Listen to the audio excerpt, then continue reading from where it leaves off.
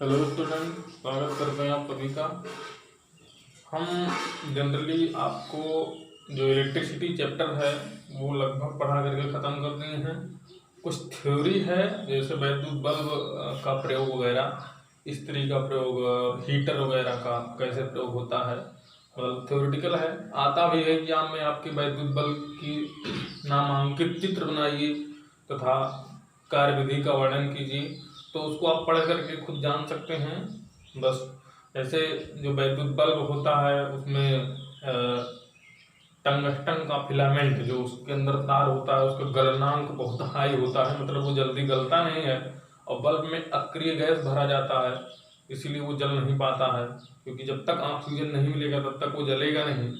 यही सब चीज़ें हैं, तो उसको आप बुक से पढ़ लीजिएगा। हम आज के वीडियो में पूरे चैप्टर को रिवाइज करते हैं, एक किनारे से शुरू करेंगे, अंत तक लेकर के जाएंगे। आप समय का सदुपयोग अगर करना चाहते हैं तो कीजिए, वो आपके ऊपर है। हम तो पढ़ा रहे हैं, अभी ये चैप्टर पढ़ाए हैं तो इसका न्यूमेरिकल भी कोशिश करेंगे कि बताएं, क्योंकि न्यूमेरिकल हम बार बार बता रहे हैं कि इससे कम से कम 5-6 नंबर का जो आपका पूरा फिजिक्स का पेपर होता है उसमें से 7-8 नहीं क्या 10 नंबर का क्वेश्चन केवल इसी चैप्टर से ही हमें है। और न्यूमेरिकल तो 2 तो कंफर्म है, 3-3 न्यूमेरिकल आ जाता है, प्रतिरोध वगैरह का और सब चीज़। तो मेरी कोशिश यही थी कि हम इसको पूरा करें।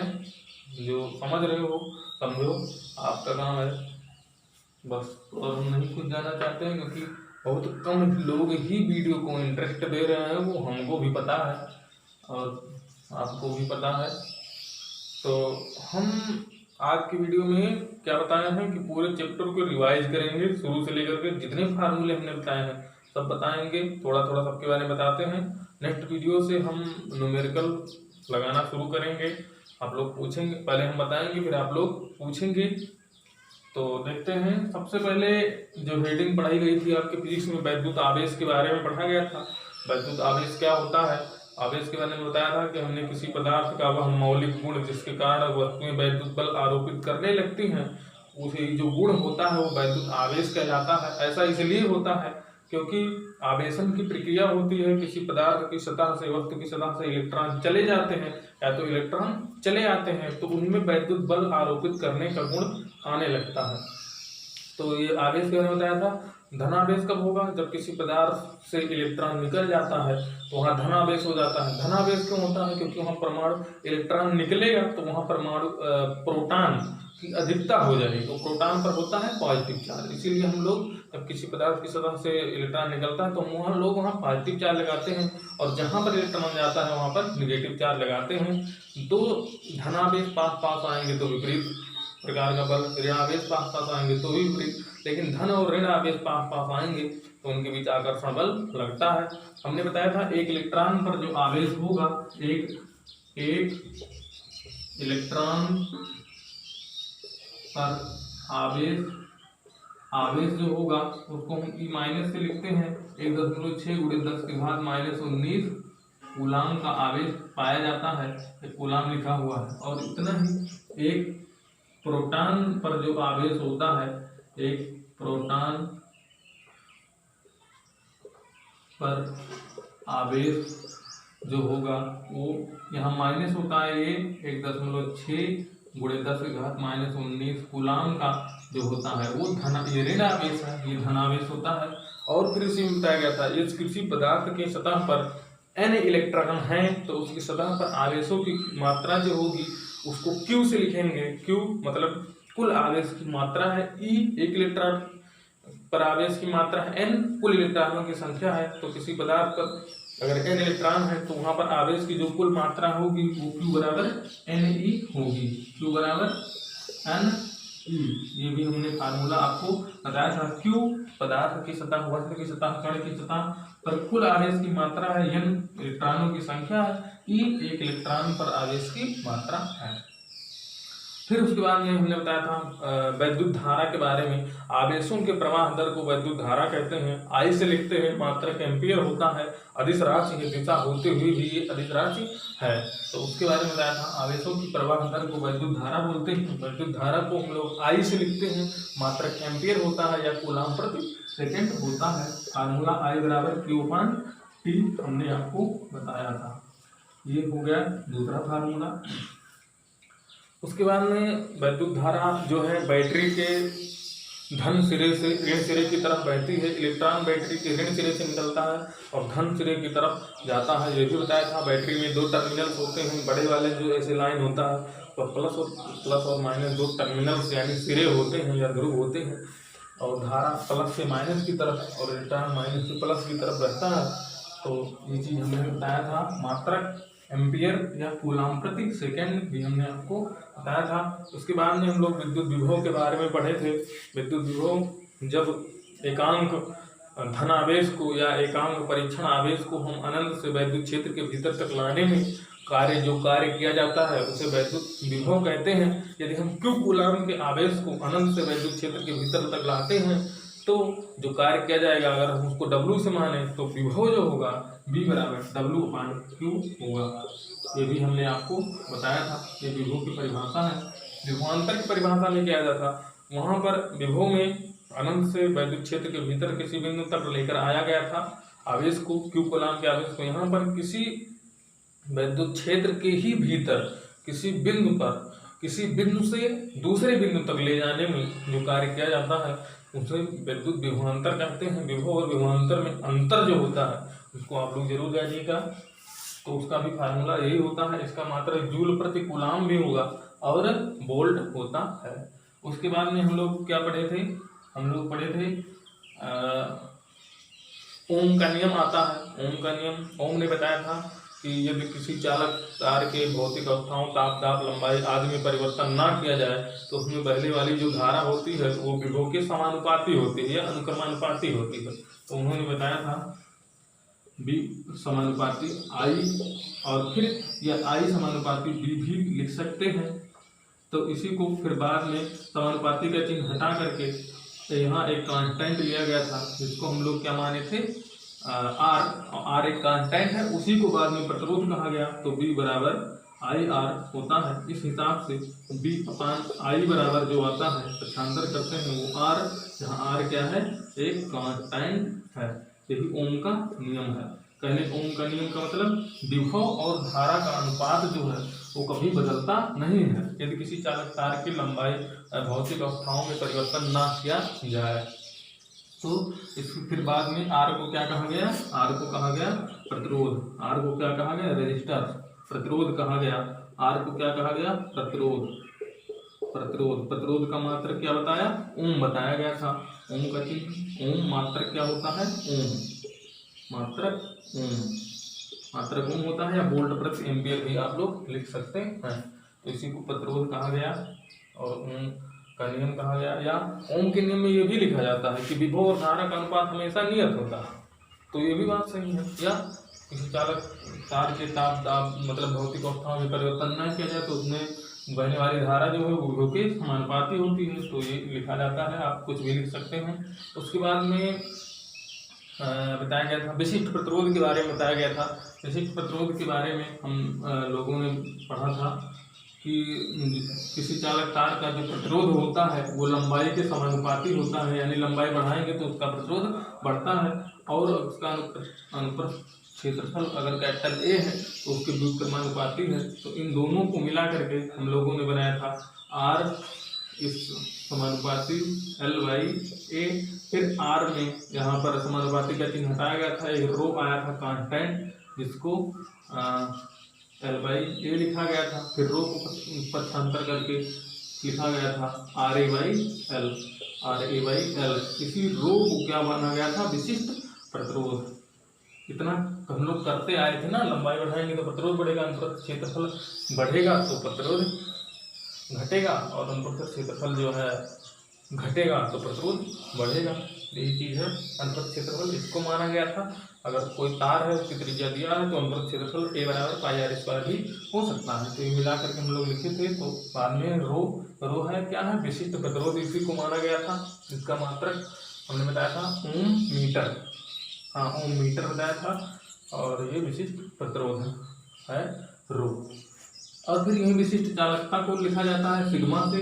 विशिष्ट चालकता को सिग्मा से हमने बताया था। विशिष्ट प्रतिरोध के व्युत्क्रम को ही विशिष्ट चालकता कहते हैं। विशिष्ट चालकता जो होती है 1/ρ होता है। इसी फार्मूले से अगर पूछा जाए तो विशिष्ट चालकता और विशिष्ट प्रतिरोध में क्या संबंध है, तो सिग्मा बराबर 1/ρ, ये विशिष्ट चालकता है, रो विशिष्ट प्रतिरोध है। तो यहाँ से सिग्मा बराबर भी आप लोग लिख सकते हैं, सिग्मा बराबर L/RA हो जाएगा, इसी का उल्टा। ये भी हमने आपको बताया था। सबसे कम प्रतिरोध जो होता है विशिष्ट प्रतिरोध, वो किसका बताया गया था, सिल्वर का बताया था। यानी चालकता, जिसका प्रतिरोध कम होगा उसकी चालकता अधिक होगी। तो सबसे ज्यादा चालकता जिसका बताया गया था सिल्वर का, फिर कॉपर का, फिर एल्यूमिनियम का। मतलब सबसे ज्यादा चालकता जो है सिल्वर का है, फिर उसके बाद कॉपर का है, उसके बाद फिर एल्यूमिनियम का है चालकता, और प्रतिरोध उसी का उल्टा रहेगा। तो ये चीजें हमने आपको बताया था। उसके बाद में फिर हम आते हैं प्रतिरोधों के संयोजन के बारे में पढ़े थे। प्रतिरोध जो होते हैं उनको हम कितने प्रकार से जोड़ सकते हैं, तो हमने बताया था 2 प्रकार से, एक श्रेणी क्रम संयोजन और एक समांतर क्रम संयोजन। दोनों के तुल्य प्रतिरोध यानी इक्विवेलेंट रेजिस्टेंस के बारे में बताया गया था। तो रजिस्टर्स होते हैं, उनको जोड़ने पर तो उसका भी फार्मूला हम लोगों ने पढ़ा था। तो श्रेणी क्रम के लिए पढ़ा था। देखिए, जब आपको एग्जाम में ऐसे पूछा जाता है श्रेणी क्रम संयोजन, प्रतिरोधों के श्रेणी क्रम संयोजन के लिए तुल्य प्रतिरोध का फार्मूला प्राप्त कीजिए, तो आपको वही ड्राइव करना है फार्मूला, या संबंध प्राप्त कीजिए तब भी आपको वही ड्राइव करना है, या फार्मूला लिख दिए तो वही प्राप्त करना है। फिर हमने बताया था श्रेणी क्रम संयोजन में जो है धारा समान रहती है और विभव अलग रहता है। श्रेणी क्रम में सभी प्रतिरोधों के सिरों में करंट समान रहता है और विभव अलग अलग रहता है। तो श्रेणी क्रम संयोजन में का जो तुल्य प्रतिरोध का फार्मूला है, तो श्रेणी क्रम का जो तुल्य प्रतिरोध का फार्मूला है, श्रेणी क्रम के तुल्य प्रतिरोध का फार्मूला R बराबर R1 plus R2 plus R3 R4 है, तो वो भी रहेगा। ये श्रेणी क्रम संयोजन के तुल्य प्रतिरोध का फार्मूला है। दूसरा है समांतर क्रम का, हम लिखते हैं समांतर क्रम के प्रतिरोध का फार्मूला जो आया था 1/R बराबर 1/R1 plus 1/R2 plus 1/R3, ये समांतर क्रम संयोजन के प्रतिरोध का फार्मूला है। ये भी हमने आपको बताया था। और दो बातें हम बता देते हैं। श्रेणी क्रम में सभी प्रतिरोधों के सिरों में धारा का मान यानी करंट का मान समान रहता है, विभव अलग अलग होता है अर्थात बढ़ जाता है। समांतर क्रम में विभव सभी प्रतिरोधों के सिरों पर समान रहता है, धारा यहाँ पर बढ़ जाती है। ये दोनों में अंतर है। तो इसको जोड़ने का, इससे संबंधित न्यूमेरिकल जरूर पूछे जाते हैं। इस हो गया। उसके बाद में कौन सी विद्युत ऊर्जा, वैद्युत ऊर्जा की गणना किया गया था। वैद्युत ऊर्जा जब किसी चालक तार में विद्युत द्वारा प्रवाहित होती है तो जो मुक्त इलेक्ट्रॉन गतिमान होते हैं अन्य परमाणुओं से, इलेक्ट्रॉनों से, वो टक्कर करते हैं। टक्कर करने के फलस्वरूप उसमें अकस्मात गतिज ऊर्जा बढ़ जाती है, वही वैद्युत ऊर्जा होती है। लेकिन गतिज ऊर्जा बढ़ने के बाद तार गर्म हो जाता है, यानी ऊष्मा उत्पन्न हो जाती है। तो ऊर्जा है, ऊर्जा गतिज ऊर्जा के कारण ही उत्पन्न ऊष्मा हुई है। तो जो विद्युत ऊर्जा होती है इसको भी हम लोग विभव वाले फार्मूले से ही निकालते हैं। तो जहाँ से W बराबर किसी तार में विद्युत ऊर्जा W बराबर V/Q आया था, इसी से हम लोग लिखे थे विद्युत ऊर्जा। और कौन कौन से फार्मूले से लिखे थे, W बराबर VIT हम लोग लिखे थे, ये जूल में लिखा जाएगा। यही कैलोरी में होगा तो 4.2 से हम लोग भाग कर देंगे कि W बराबर I² R/T, और फिर W बराबर V²/R/T। ये फार्मूला जो है विद्युत ऊर्जा का हम लोग पढ़े थे, यही जूल, ये सबका मात्रक क्या है, जूल है। आई बात समझ में।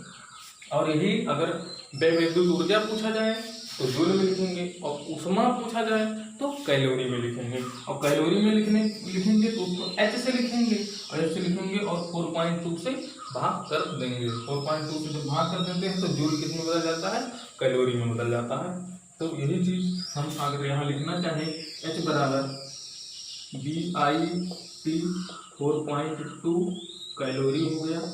दूसरा H बराबर आई स्क्वायर RT अपॉन 4.2 कैलोरी। और तीसरा यहाँ हम लिख देते हैं H बराबर B square R into T upon 4.2 calorie. ये भी आपने पढ़ा था, तो कल इसके बारे में पढ़े थे। और थोड़ा सा हम लोग देखते हैं वैद्युत शक्ति के बारे में पढ़ा था। व्यय वैद्युत ऊर्जा की दर को, इस चालकदार में व्यय वैद्युत ऊर्जा की दर को हम लोग क्या बोलते हैं, वैद्युत शक्ति बोलते हैं। यानी कि P बराबर W/T, फार्मूला भी हमने बताया था, P बराबर W/T बताया था। वैद्युत ऊर्जा की दर समय से भाग कर देंगे तो वो शक्ति बन जाएगा कार्य में। अब यहीं से फार्मूला हम लोग पढ़ लेते हैं, P बराबर W/T। तो P का कौन कौन सा फार्मूला आया था, वही W में जो है वहाँ से T से भाग हो जाएगा तो T गायब हो जाएगा। P बराबर I स्क्वायर इंटू R, और P बराबर आया था B स्क्वायर/R। ये क्या है, वैद्युत शक्ति का फार्मूला है। किसी चालक तार में अगर जैसे पूछा जाए कि इतने वोल्ट, इतना विभव और इतना धारा किसी चालक तार में जा रहा है, किसी बल्ब में जा रहा है, तो उसकी शक्ति कितनी होगी, तो इतनी होगी कि सबका मात्रक क्या है, वाट या जूल प्रति सेकेंड। सबका मात्रक वाट है। वाट, किलोवाट, मेगावाट, ये सब भी हमने बताया था। एक हार्स पावर में 746 वाट होता है। और किलो वाट घंटा जो है वो ऊर्जा का मात्रक यानी कार्य का मात्रक है। वाट घंटा का जो जूल में संबंध होता है वो 3.6 × 10⁻³ एक वाट घंटा। एक वाट घंटा जो होता है वो 3.6 यानी 3600 जूल, 3.6 10⁻³ जूल। और एक किलोवाट घंटा, एक किलोवाट घंटा में, अब इसी में वाट की जगह पे किलोवाट हो गया तो 3 से और गुणा हो गया, 3.6 × 10⁻³ जूल। और हमने बताया था यूनिटों की संख्या बिजली की खर्च यानी यूनिट की संख्या, यूनिटों की संख्या बराबर होता है वाट गुणे घंटा बटे 1000। यानी कि कहीं बिजली के यूनिट, कितनी यूनिट बिजली खर्च होती है तो उसकी यूनिटों की संख्या ज्ञात करने के लिए हम वाट गुणे घंटा बटे 1000 का प्रयोग करते हैं। पहले ज्ञात कर लेंगे कि कुल घर में कुल कितने वाट के उपकरण चले, कितने घंटे तक चले, वो भी ज्ञात करेंगे ना। जैसे एक महीने के दे दिएगा, कह दिएगा प्रत्येक दिन 10-10 घंटे हमने मतलब 500 वाट के पंखे को हमने 10-10 घंटे यूज किया तो पूरे महीने का बिजली का खर्च। तो एक दिन में 5 घंटे या 10 घंटे जो कुछ भी दिया, 2 दिन में 20 घंटे, ऐसे 300 मतलब महीने भर के में कितने घंटे यूज हुए वो पूरा घंटा निकालेंगे, वो घंटे को यहाँ रखेंगे। और वाट, कितने वाट का बल्ब या मोटर पंखा जो कुछ भी था वो यहाँ रहेगा। अब करेंगे तो यूनिटों की संख्या निकलेगी। ये यही है वाट घंटा। अगर इसको जूल में बदलना चाहेंगे तो ये, नहीं तो यूनिटों की संख्या ये होता है। तो ये फार्मूला पढ़े थे हम लोग। और एक और क्या पढ़े थे, हमको तो लगता है इतना हमको याद आ रहा है। तो जितने फार्मूले यहाँ आपको दिखाई दे रहे हैं, आप लोग पूरे चैप्टर को एक बार रिवाइज कर लीजिएगा तो न्यूमेरिकल समझ में आएगा। अब बहुत कम लोग लिखे होंगे, नोट किए होंगे कापी में। नोट किए हो तो अच्छी बात है, और नहीं नोट किए हो तो और अच्छी बात है कि समय का सदुपयोग जो है वो आपको करना है। हमको क्या है, हमको पढ़ा देते हैं, खाली समय आपका भी है, चाहो तो सदुपयोग कर लो, नहीं तो फिर इसी के लिए इधर उधर एग्जाम टाइम के 2-3 महीने पहले भटकोगे। तो रिस्पॉन्स जैसे आएगा वैसे पढ़ाएंगे, नहीं तो फिर हम ये चैप्टर पढ़ा करके बंद। बात हो रही है। तो न्यूमेरिकल हम नेक्स्ट वीडियो में बताएंगे। आप ये पूरा, जो लोग भी यहाँ तक देख करके पहुँचे हो वीडियो, वो लोग कमेंट करोगे ज़रूर कि हाँ सर जो पढ़ाया गया वो सब समझ में आया। देखते हैं कितने लोगों का कमेंट आता है। और बाकी आज की वीडियो में इतना ही। धन्यवाद।